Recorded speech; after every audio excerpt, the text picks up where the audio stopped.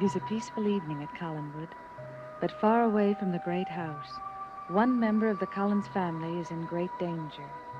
For soon, very soon, an experiment will be conducted, an experiment that could mean his salvation or his destruction.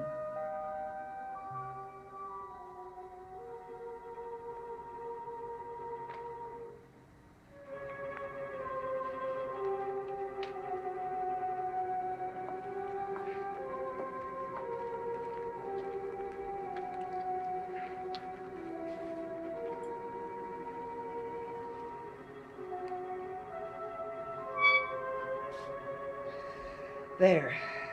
Why do you keep giving him these shots? If he should begin to decompose, then he will be utterly useless to us. Then you got to keep giving him shots. I can't anymore. Why not? Because only Dr. Lang knew what was in this fluid. I've just given him the last.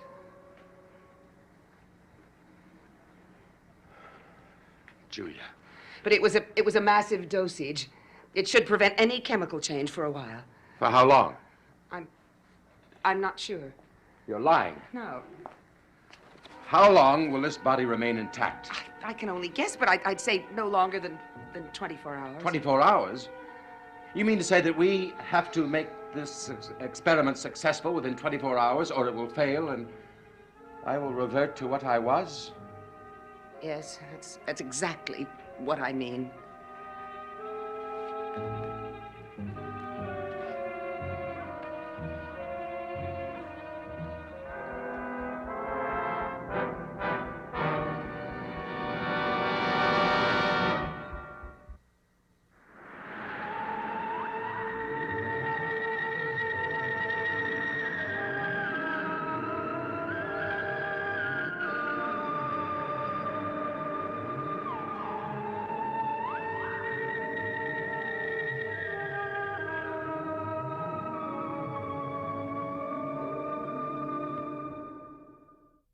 We mustn't waste any more time. We must get on with the experiment now. Barnabas, I do not know enough to go ahead with the experiment now. But you were here when he conducted the experiment. You saw everything he did. Yes, but his experiment failed. I don't want mine to fail. I've got to know the reason why. I've got to read everything. His notes, his journal, every scrap of information that he left behind, so that I can know the answers. We haven't got time for that. We have to take the time. Julia, I depend on you. You're the only one who can help me. Oh, don't you think I know that? Then help me. I need it desperately. Oh, Barnabas, leave me alone. Leave me alone, please, please. Julia. I'm sorry. I never saw you lose control before. I have to tell you, Tell me what? Something has happened to me, something that makes it difficult for me to function. What are you talking about?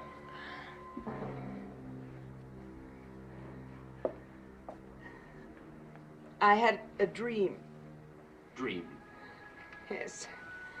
Happened last night. It was the same dream that Dr. Lang had the night before he died.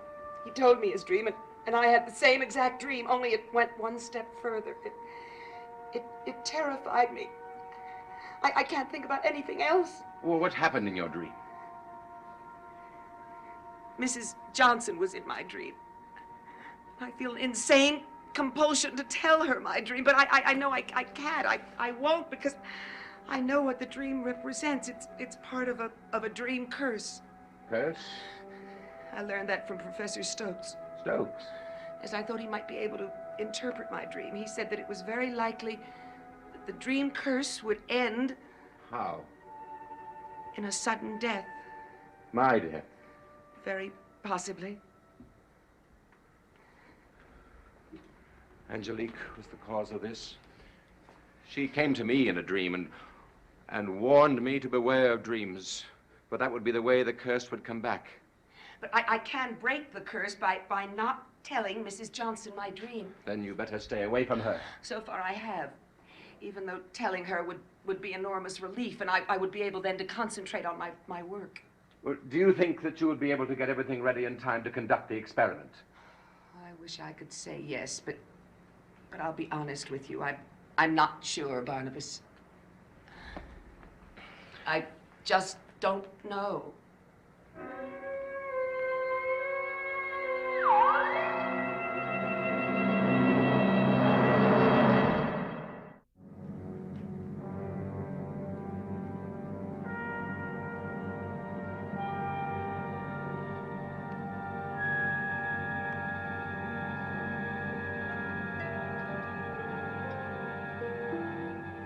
I wonder, Have you found out something? possibly. What? Well, he says here that he's uncertain how much voltage to use in the cathode. Perhaps if I increase the voltage. We could mean success or failure. Yes, it might, but then again. It might not. Oh, there are so many unknowns, Barnabas. I can't begin to comprehend. Perhaps that's what he was trying to tell us before he died. To increase the voltage. Maybe, but What? it didn't sound as if it was going to say anything that specific. Well, what did he say? What were his exact words? Well, he just said that there was connection between you and his creation. And that's all he said? Yes. Wait a minute. Wait, he said something else, something rather strange. What? He kept repeating one word, listen. Listen. He said it several times. What do you suppose he meant by that? I don't know. Barnabas. What? The tape recorder. What about it? Eric might have used it to dictate his notes. He might intend for me to hear them.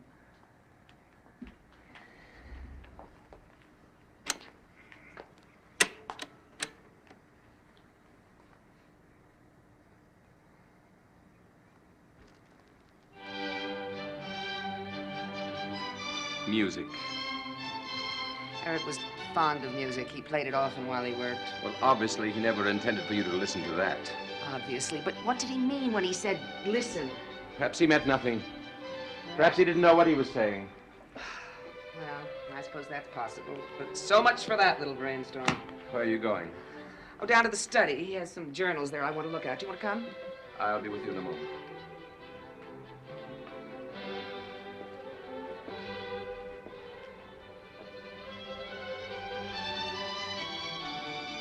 Why do you keep staring at him?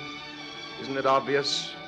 By some miracle, this experiment works. My life force will be inside this man.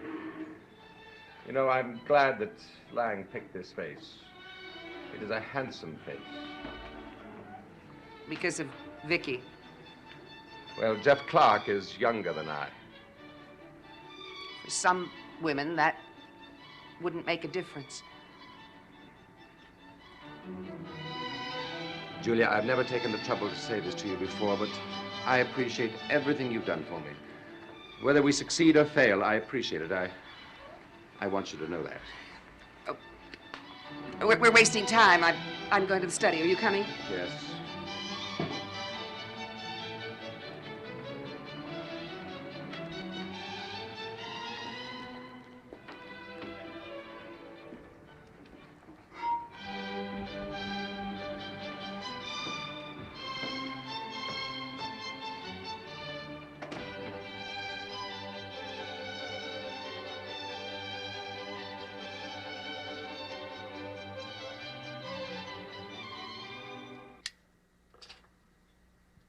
Julia, when you do the experiment again, if both Barnabas and my creation live, if they both live, Barnabas will be free and healthy as long as Adam lives.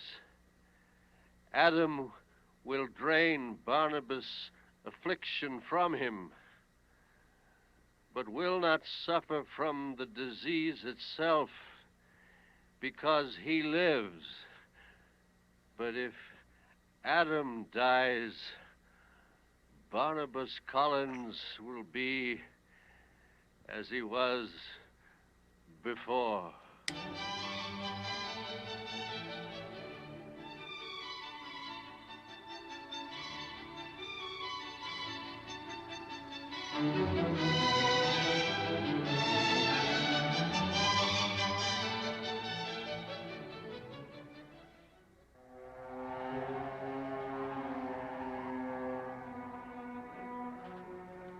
Professor Timothy Stokes? That is correct. I teach at the university. Well, frankly, I can't imagine why you want to see me. I can only tell you it's most urgent. May we sit down? Yes. Yes, of course.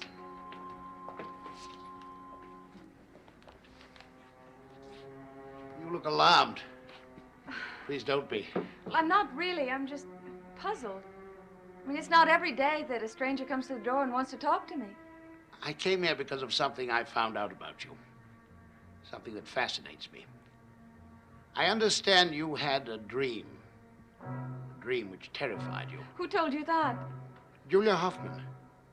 She told me because she has had the same dream. She has? Yes. A number of people have had the dream. I don't expect you to understand it. I simply want you to tell me everything you remember about your dream. I don't want to remember it. It was too terrifying. I just want to forget it. Miss Evans, could you force yourself to remember it if I told you it was a matter of life and death? Life and death? Yes. Your dream is part of a curse. A dream curse. The curse is perpetuated by a series of dreams experienced by a number of people. Unless the chain of dreams is broken and the curse stopped, someone, I don't know who, will die. That's incredible. You must think I'm a madman. I assure you I'm not. I'm an expert in the occult. I believe I know a way to stop the curse before it reaches its conclusion. But I must have information. Information that only you can provide. That's why I must know about your dream. In telling me, you may be saving a human life.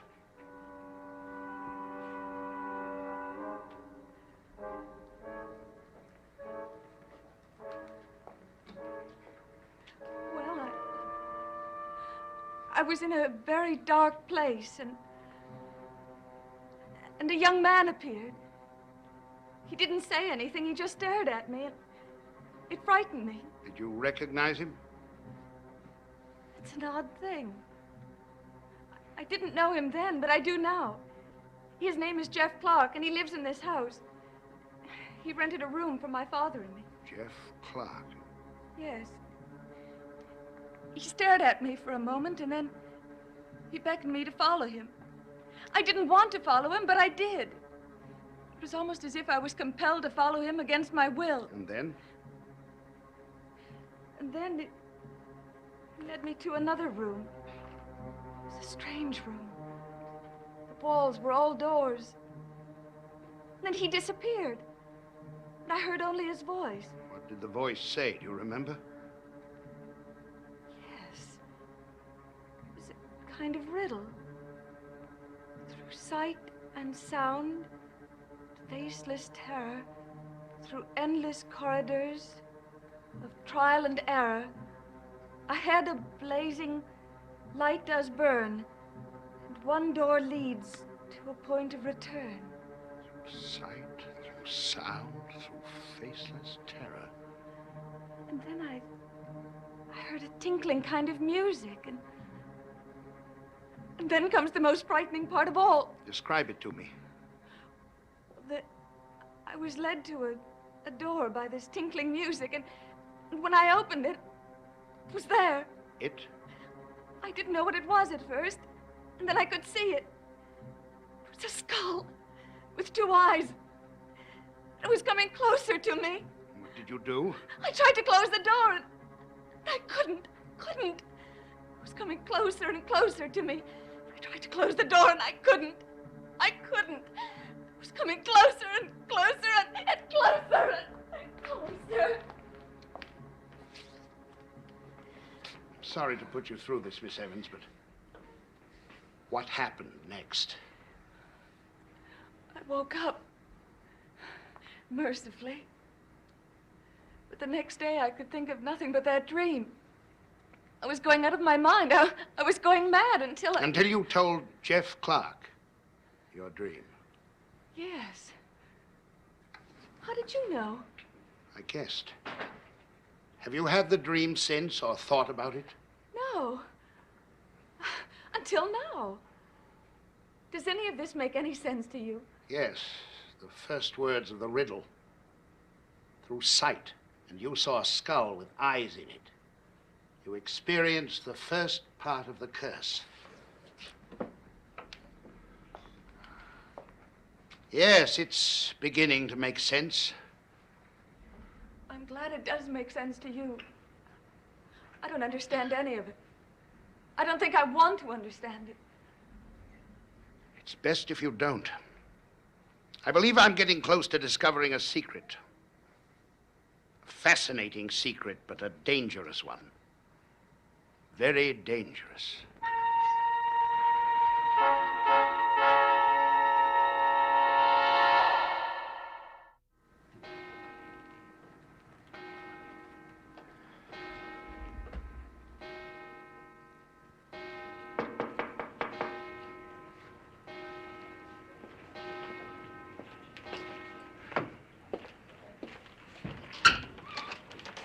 Professor Stokes. Mr. Collins, I didn't expect to find you here.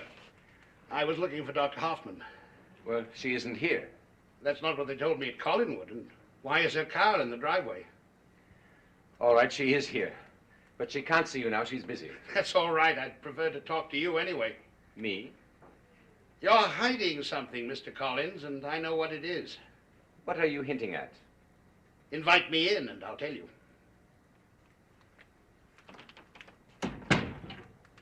Come in. Now, what's all this about? You know witchcraft is being practiced at Collinwood. And furthermore, I believe you know who the witch is. Well, what makes you say that?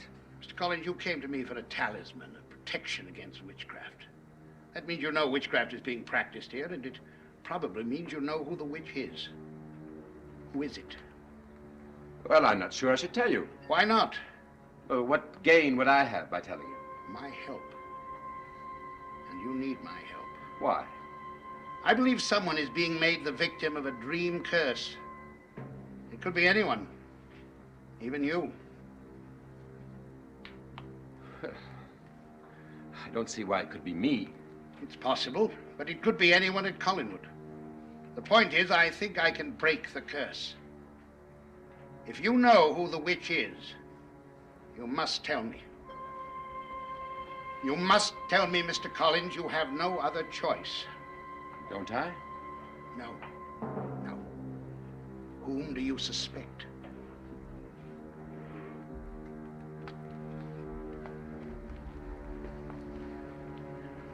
Who is it?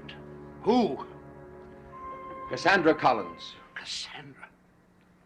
Well, you are surprised by that. Why? For reasons of my own. Thank you, Mr. Collins, for telling me the truth. Good night. Do you always come and go so abruptly? Yes. Good night.